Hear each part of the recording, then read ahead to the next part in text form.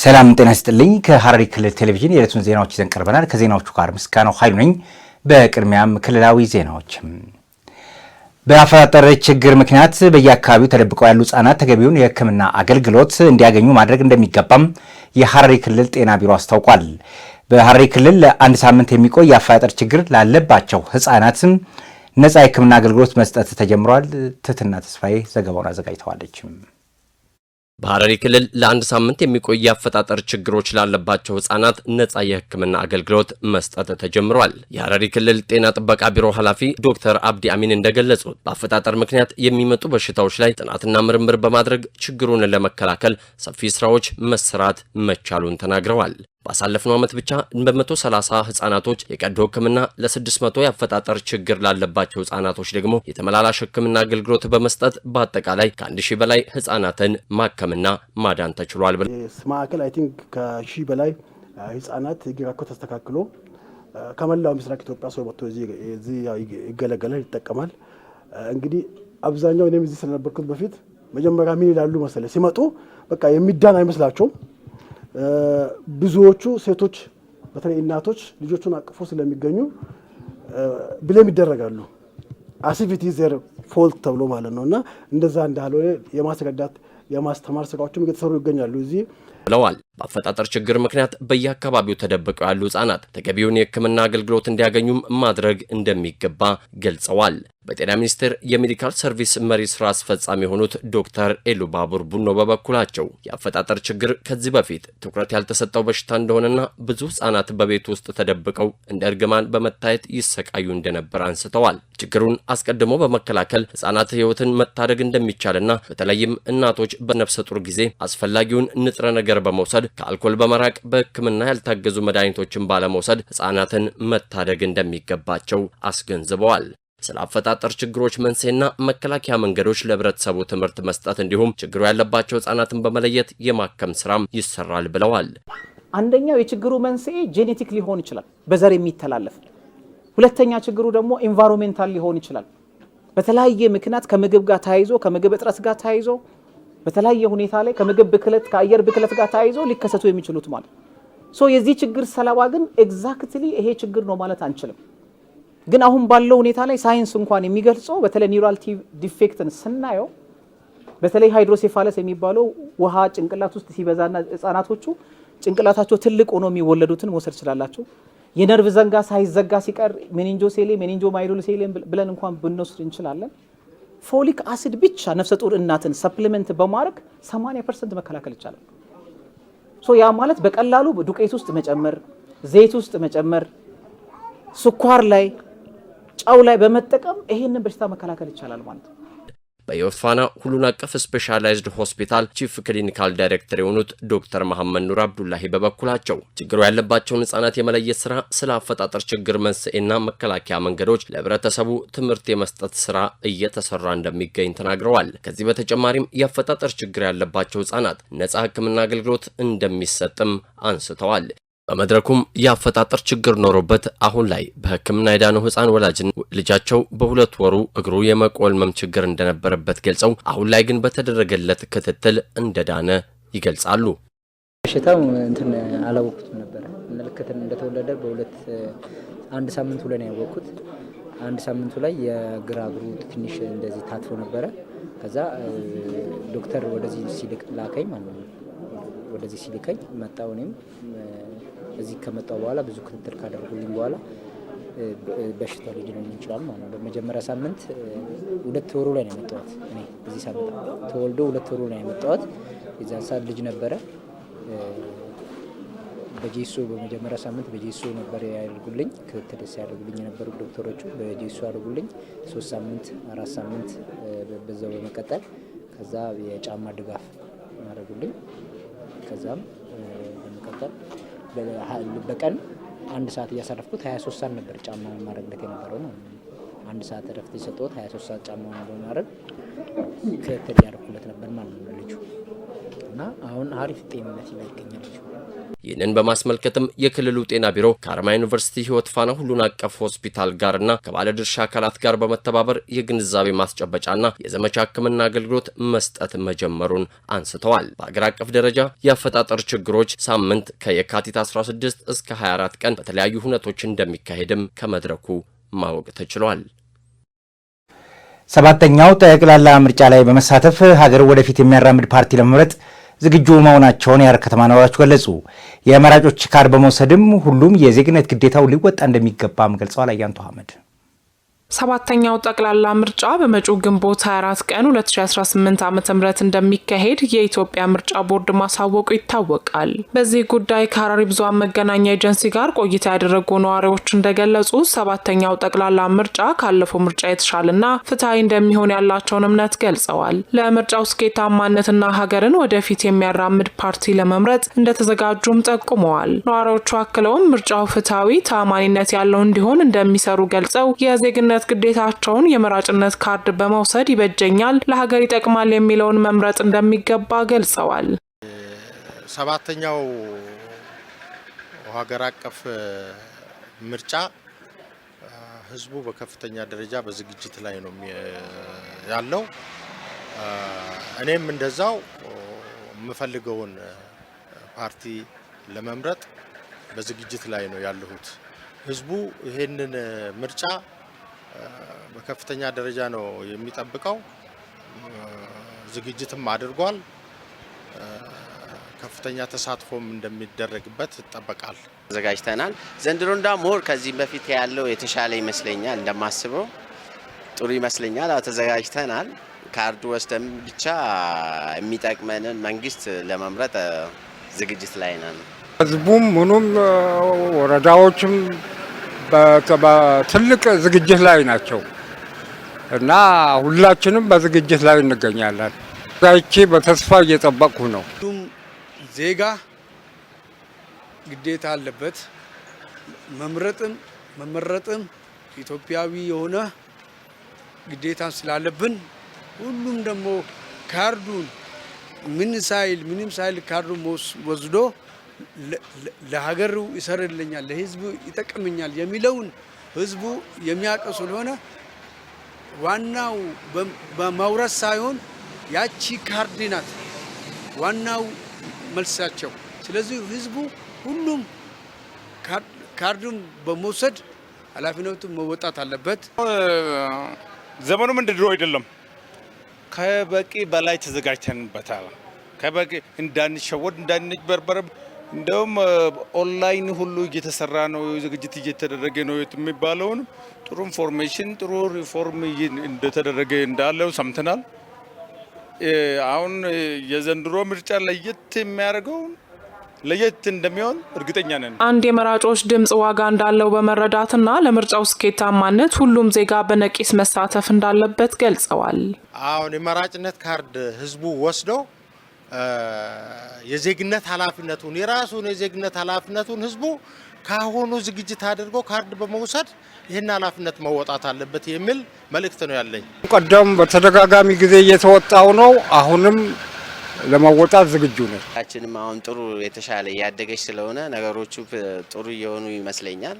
ሰው የሚመቸውን ቢመርጥ ደስ ይለኛል። ዝም ብሎ ቤት ተቀምጠው ከሚቀር የሚመቸው ይሄ ሀገሬን እያሳደገ ነው፣ ይሄ ጥሩ ነገር ያደርግልኛል ብሎ የሚያስበውን የመምረጥ ግዴታ አለበት ብዬ አስባለሁ። አንድ ሰው አልመረጠም ማለት አንድ ድምጽ ቀረች። በአሜሪካን ሀገር በ51 እና በ49 በአንድ ነጥብ እኮ ነው የሚበላለጠው። በእያንዳንዱ ዋጋ እንዳለ ህብረተሰቡ አውቆ ግንዛቤውን እንዲሰጥ ነው የሚመክረው። በንቃት በመሳተፍ የሀገራችንን ቀጣይ ዕጣ ፈንታ በድምጽ ለመወሰን ከወዲሁ መዘጋጀት እንዳለባቸውም ነዋሪዎቹ መልእክታቸውን አስተላልፈዋል። የኢትዮጵያ ብሔራዊ ምርጫ ቦርድ በመጪው ግንቦት ወር ለሚካሄደው ሰባተኛ ጠቅላላ ምርጫ የተለያዩ ዝግጅቶችን በማድረግ ላይ ሲሆን የፖለቲካ ፓርቲዎች የምርጫ መወዳደሪያ ምልክትና ማኒፌስቶቸውን በማስተዋወቅ ላይ ይገኛሉ። ሰራዊቱ የሚያስመዘግባቸው ድሎች ከእናትና አባቶቹ የወረሰው የአንድነት የጽናትና የጀግንነት ወኔ መነሻ መሆኑን የምስራቅ እዝ ሰራዊት አባላት ገለጹ። የአድዋ ድል በዓልም ስናከብር ሉዓላዊነቷን የጠበቀች የበለጸገች ሀገር ለቀጣይ ትውልድም በማቆየት መሆን እንደሚገባም ገልጸዋል። ገዛኝ አራጌም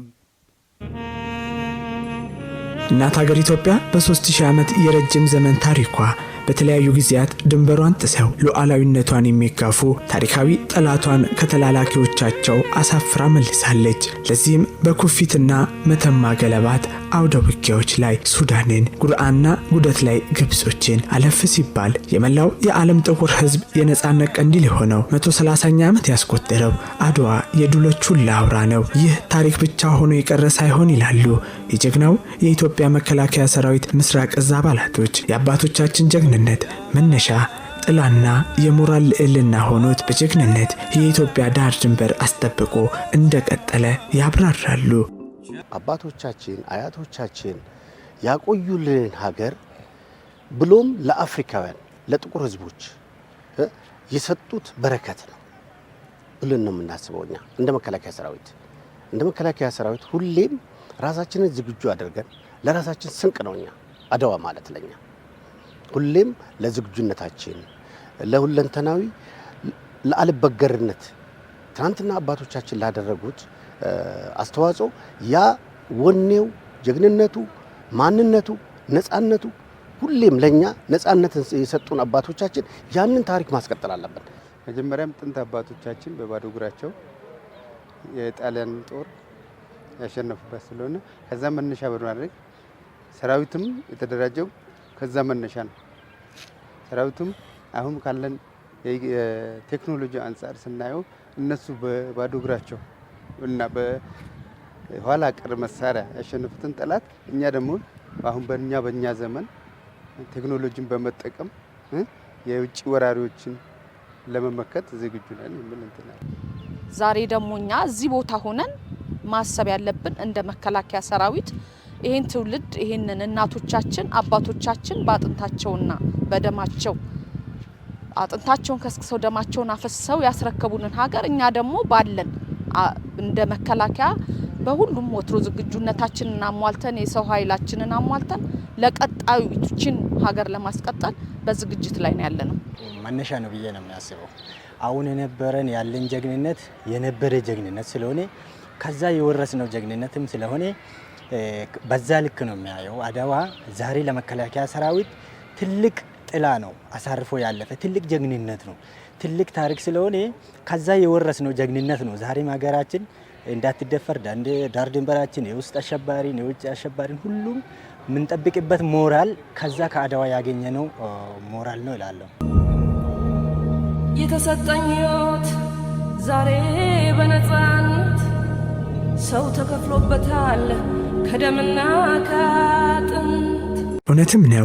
ጀግናው የሀገር መከላከያ ሰራዊት እየከፈለ ያለው መስዋዕትነት ሙሉ ማንነቱንና ህይወቱን ነው። አዎ ወጣትነት እዛ ተሰውቷል። የአፍላ ወዝ ለሀገር ክብር ገርጥቷል። የቤተሰብ ናፍቆት ፍቅር ለሀገር ነጻነት ውሏል። ሰርቶ የማደግ ደስታና ተዝናኖት ወልዶ የመሳም ጥልቅ ፍላጎት ለህዝብ ሰላምና ለሀገር ዳር ድንበር በፍላጎት ተሰጥቷል።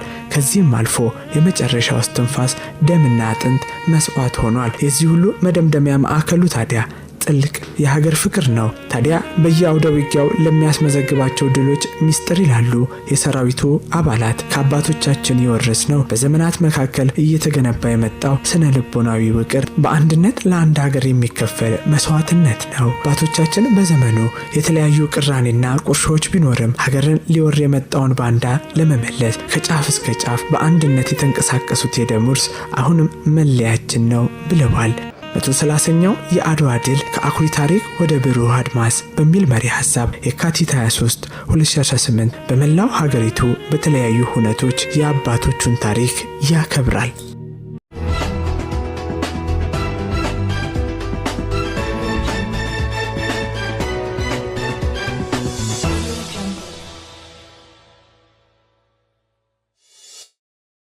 ወደ ሀገር አቀፍ ዘገባዎች ሻገርን። 130ኛው የአድዋ ድል በዓል የአድዋ አደራ ለአንድነት ሉዓላዊነት መንሰራራት በሚል መሪ ቃል በአማራ ክልል በተለያዩ አካባቢዎች የተውጣጡ ወጣቶች በባህር ዳር ከተማ በተለያዩ ስነ ስርዓቶችም እያከበሩ ነው። በሌላ ዜና ደግሞ ላለፉት 8 ቀናት በአዲስ አበባ ደረጃ ሲካሄድ የቆየው የ2018 የኢትዮጵያ ታምርት ኤክስፖ ማጠቃለያ መርሃ ግብር በአዲስ አበባ ዓለም አቀፍ ኮንቬንሽን ማዕከል ተካሂዷል። የሚሉትን በአገር አቀፍ ጉዳዮቻችን የያዝናቸው ናቸው። ዝርዝሮቹ በተከታይነት ይቀርባሉ። 130ኛው የአድዋ ድል በዓል የአድዋ አደራ ለአንድነት ሉዓላዊነትና ለማንሰራራት በሚል መሪ ቃል ከአማራ ክልል ከተለያዩ አካባቢዎች የተውጣጡ ወጣቶችና የባህር ዳር ከተማ የተለያዩ ስነ ስርዓቶች በተከናወኑበት ሁኔታ ተከብሮ ውሏል። በበዓሉ አከባበር ላይ የተገኙት የክልሉ ርዕሰ መስተዳድር አቶ አረጋ ከበደም አድዋ ኢትዮጵያውያን ማናቸውንም አይነት ልዩነቶች ወደ ጎን በመተው ለነጻነታቸውና ለጋራ ክብራቸው በአንድነት መቆም እንደሚችሉ ለዓለም ያሳዩበት ታሪካዊ ድል መሆኑን ገልጸዋል። በመሆኑም አድዋ ድል ብቻ ሳይሆን ለዛሬው ትውልድ የተላለፈ ትልቅ አገራዊ አደራ መሆኑን አንስተዋል። በወቅቱ ለነጻነት ከተዋወደቁት የህብረተሰብ ክፍሎች መካከልም ወጣቶች ተጠቃሽ መሆናቸውን ገልጸው ወጣቶች ለሀገር የጋራ ግንባታና ዓላማ እንዲሁም ፍላጎት በአንድነት መቆምን ከአድዋ ጀግኖች ሊማሩ እንደሚገባ አስገንዝበዋል። የወቅቱ አርበኝነት ደምና አጥንትን መገበር ሳይሆን ዕውቀትን ላብን በመጠቀም ሀገርን ከድህነትና ከስራ አጥነት ማላቀቅ መሆኑን አጽንኦት ሰጥተዋል። ወጣቶች መለያየትን የሚሰብኩ ትርክቶችን በአርበኝነት እንዲታገሉና የሀገራቸውን በጎ እሴቶች በመገንባት ረገድ ግንባር ቀደም ሚናቸውን እንዲወጡ ጥሪ አቅርበዋል። በበዓሉ አከባበር ላይ በክልሉ ሁሉም አካባቢዎች የተውጣጡ ወጣቶች የተሳተፉ ሲሆን በአድዋ ድል ትርጉምና በወጣቶች ሚና ላይ ያተኮረ ሰፊ የምክክር መድረክም በመካሄድ ላይ ነው።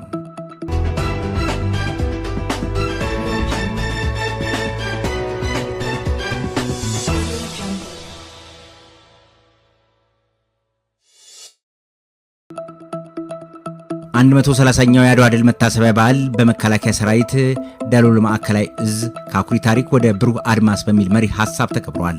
የእዙ ምክትል አዛዥ ሜጀር ጀነራል ሙላቱ ጀልዱም በዚህ ወቅት እንዳሉትም የአድዋ ድል ኢትዮጵያ በልጆቿ ደም የተጎናጸፈችው ድል ነው። የአሁኑ ትውልድ የጀመረውን ሀገራዊ ግንባታ በማጠናከር ዳግማዊ አድዋን ማራገጥ እንደሚገባው ገልጸው ኢትዮጵያ በግፍ ያጣችውን የባህር በር መልሶ ለማግኘት የሚደረገው ጥረትን አጠናክሮ መቀጠል እንዳለባትም ተናግሯል። ኢትዮጵያ በተለያዩ አቅጣጫዎችን ለማዳከም ለመጉዳትና እድገቷን ለማደናቀፍ የሚጥሩ አካላትም ከአባቶቻችን የወረስነው ጀብድ በመፈጸም የሀገራችን ጥቅም በማስጠበቅ ኢትዮጵያ ታፍራና ተከብራ ለትውልድ እንድትተላለፍ የዳሎል እዝ ቁርጠኛ ነው ሲሉም አጽንኦት ሰጥተዋል።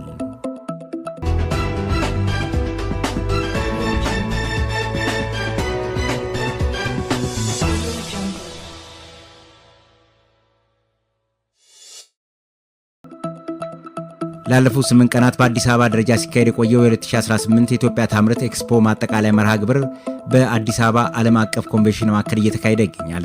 ንቅናቄው ኢትዮጵያ ታምርት አዲስ አበባ ትበልጽግ በሚል መሪ ቃል ነው ሲካሄድ የቆየው። በማጠቃለያ መርሃ ግብሩ ላይ የተገኙት የአዲስ አበባ ከተማ ምክትል ከንቲባና የኢንዱስትሪ ልማት ኃላፊ አቶ ጃንጥራር አባይ የከተማ አስተዳደሩ ለአምራች ዘርፍ ቅድሚያ ሰጥቶ እየሰራ ይገኛል። የኢትዮጵያ ታምርት ንቅናቄን በፋይናንስ፣ በሰው ኃይል፣ በመሰረተ ልማት፣ በገበያ ትስስርና በሌሎችም ዘርፎች በማገዝ ለዛሬ ውጤት ማብቃት ተችሏል ሲሉም ገልጸዋል። የአምራቹ ዘርፍ የታለመለትን ግብ ይመታ ዘንድ የፖሊሲ ማሻሻያ በማድረግና አደረጃጀቶችን በመፍጠር በአምራቹ የሚነሱ ጥያቄዎችን የመመለስ ተግባር ተጠናክሮ ይቀጥላል ብለዋል። በዘርፉ ያለውን ችግር የመፍታት ተግባር ለመንግስት ብቻ የሚተው አለመሆኑን ያነሱት አቶ ጃንጥራር የግሉ ዘርፍን በትኩረት በመስራት ማደግ ይጠበቅበታል ሲሉ ገልጸዋል። በማጠቃለያ መርሃ ግብሩ ላይ የተሻለ አፈጻጸም ላላቸው አምራቾችና አጋር አካላት እውቅናና ሽልማት የተበረከተ ሲሆን በፕሮግራሙ የአዲስ አበባ ከተማ ከፍተኛ የስራ ኃላፊዎች ተገኝተዋል። በአዲስ አበባ 3900 አነስተኛና ትላልቅ ኢንዱስትሪዎች የሚገኙ ሲሆን እነዚህ አምራቾችም ተኪ ምርቶችን በማምረት የውጭ ምንዛሬን በማስቀረት የሀገሪቱን እድገት እያፋጠኑ ስለመሆኑ በማጠቃለያ መርሃ ግብሩ ላይ ተጠቅሷል።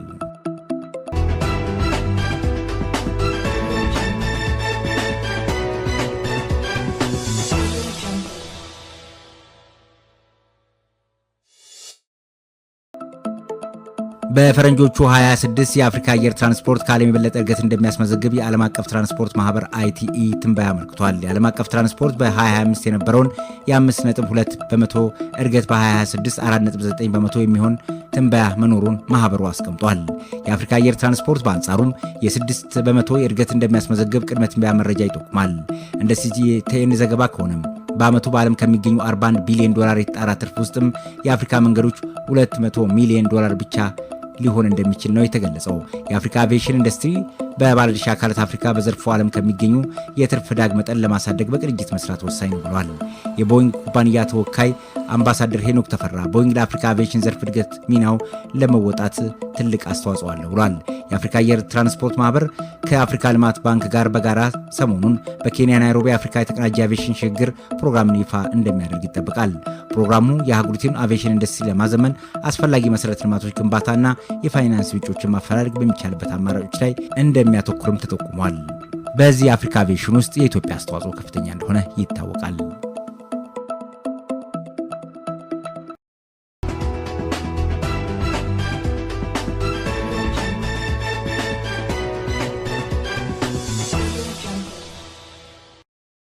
ከውጭ ምንጮች ወዳገኘናቸው ዘገባዎች ተሻገርን። በዩክሬን እየተካሄደ ባለው ጦርነት ቢያንስ 55 ጋናውያን መገደላቸውና በአሁኑ ወቅትም 2 ጋናውያን የጦር እስረኞች ሆነው መያዛቸውን የጋና የውጭ ጉዳይ ሚኒስትር ተናገሩ። ሳሙኤል አኩዴቶ አብላካዋ ወደ ኪየቭ ተጉዘው የዩክሬን ባለስልጣናት ጋር መነጋገራቸውን በመጥቀስም ከ2022 ጀምሮ 272 የሚጠጉ ጋናውያን ወደ ጦርነት መግባታቸው ይታመናል ብለዋል። አብላካዋ ቁጥሮቹን አሳዛኝና አስፈሪ ሲሉ የገለጹ ሲሆን ጋና እነዚህን ልብ የሚሰብሩ መረጃዎች እንዳላየች ማለፍ አትችልም ብለዋል። ጋናውያን በማን ወገን ተሰልፈው እየተዋጉ እንደሆነ ባይገለጽም ረቡዕ ዕለት የዩክሬን የውጭ ጉዳይ ሚኒስትር እንዳሉት ከ36 አፍሪካ ሀገራት ከተውጣጡ 1700 በላይ ሰዎች ለሩሲያ ሲዋጉ ተመልምለዋል። ለዩክሬን ሩሲያ ጦርነት ከተሳተፉት አፍሪካውያን መካከል 55 ጋናውያን መሞታቸው በይፋ የተረጋገጠ ከፍተኛ ቁጥር ነው። በካሜሮን የሚገኙ የአገሪቱ መገናኛ ብዙሃን በግጭት 94 የሚሆኑ ዜጎች መሞታቸውን ቢዘግቡም የአገሪቱ ባለስልጣናት ግን ምንም አይነት አስተያየት አልሰጡም። 2 ደቡብ አፍሪካውያን ቢያንስ 1 ኬንያዊ በጦርነት ሞተዋል። የጋና ውጭ ጉዳይ ሚኒስትር የሟቾቹን አሃዝ ቁጥር ብቻ ሳይሆን የሰው ሕይወት የብዙ የጋናውያን ቤተሰብ አገርና ተስፋን የቀጠፈ ነው ብለዋል። ዴንማርክ የኤችአይቪንና የቀጥኝን ከእናት ወደ ልጅ እንዳይተላለፍ በማድረግ የመጀመሪያ የአውሮፓ ሀገር ሆናለችም። የዓለም ጤና ድርጅት ዴንማርክ ላለፉት 10 ዓመታት በእናቶች ላይና በሌሎችም ጤና ተደራሽነት የሕክምና አገልግሎት ላይ ላደረገችው ተከታታይ ጥረት ይህ ውጤት መመዝገቡንም ገልጿል። ዝርዝር አለን። የዓለም ጤና ድርጅት ዴንማርክ ኤችአይቪ እና ቂጥኝ ከእናት ወደ ልጅ እንዳይተላለፍ በማድረግ ረገድ ያስመዘገበችውን ታሪካዊ ስኬት በይፋ አረጋገጠ። ይህም ዴንማርክ ይህንን ውጤት ያስመዘገበች የመጀመሪያ የአውሮፓ ህብረት አባል ሀገርም አድርጓታል። የስኬት ሀገሪቱ ላለፉት 10 ዓመታት በእናቶች ጤና አጠባበቅና ለሁሉም ተደራሽ በሆነ የህክምና አገልግሎት ላይ ያደረገችው ተከታታይ ጥረት ውጤት መሆኑ ድርጅቱ ገልጿል። የዓለም ጤና ድርጅት ዋና ዳይሬክተር ዶክተር ቴድሮስ አዳኖም ገብረኢየሱስ ብለት በሰጡት መግለጫ ይህ ስኬት ለዴንማርክ ትልቅ የህዝብ ጤና ድል ነው ብለዋል። አክለውም ይህ ታሪካዊ ምዕራፍ የሚያሳየው ጠንካራ የፖለቲካ ቁርጠኝነትና በመሰረታዊ የጤና አገልግሎት ላይ የሚደረግ ኢንቨስትመንት ካለ ሀገራት እያንዳንዱን ነፍሰ ጡር እናትና አዲስ የሚወለዱ ህጻናት ከነዚህ በሽታዎች መጠበቅ እንደሚችሉ ነው ሲሉ ገልጸዋል። የዓለም ጤና ድርጅት የአውሮፓ ቀጠና ዳይሬክተር ሃንስ ሄንሪ ፒክሉች በበኩላቸው የዴንማርክ ስኬት የእያንዳንዱ ነፍሰ ጡር እናት አስፈላጊው የጤና እንክብካቤ እንዲደርሳት ለማድረግ ለተወሰደ እርምጃዎች የተሰጠ ምስክር መሆኑን ገልጸዋል። ይህም የእውቅና ማረጋገጫ የተሰጠው ዴንማርክ ከ2021 እስከ 2024 ባሉት ዓመታት ውስጥ የዓለም ጤና ድርጅት ያስቀመጠችውን ጥብቅ መስፈርቶች ማሟላቷ ከተረጋገጠ በኋላ ነው። ይህም ከፍተኛ የቅድመ ወሊድ ምርመራ ተደራሽነት፣ ውጤታማ የህክምና አቅርቦትና እጅግ ዝቅተኛ የበሽታ ስርጭት መጠን ያካተተ ነው። የዴንማርክ ጤና ጥበቃ ሚኒስትር ሶፊ ሎሆዴ በሰጡት አስተያየትም ይህ በዓለም ጤና ድርጅት የተሰጠ እውቅና ለዴንማርክ ትልቅ የኩራት ምንጭ ነው ብለዋል። ዴንማርክ አሁን ላይ ከኤችአይቪና ከቂጢኝ በተጨማሪ የጉበት በሽታ፣ ሄፓታይተስ ቢ ሙሉ በሙሉ ሶስቱን ማጥፋት የሚል የጤና ግብ ለማሳካት እየሰራች መሆኑ ተመላክቷል ሲል አናዶል ዘግቧል። ተመልካቾቻችን ከሐረሪ ክልል ቴሌቪዥን የነበሩን ዜናዎች የተከታተላችሁትን ይመስል ነበር። ዜናዎቹ ወደ እናንተ በማድረስ በኩል ምስጋናው ኃይሉ አብራችሁ ቆይታ አድርጌያለሁ። ከቀሪዎቹ የሐረሪ ቴሌቪዥን ፕሮግራሞች ጋር ሰናይ ጊዜን እየተመኘው የኔም በዚያ አበቃሁ። ጤና ይስጥልኝ።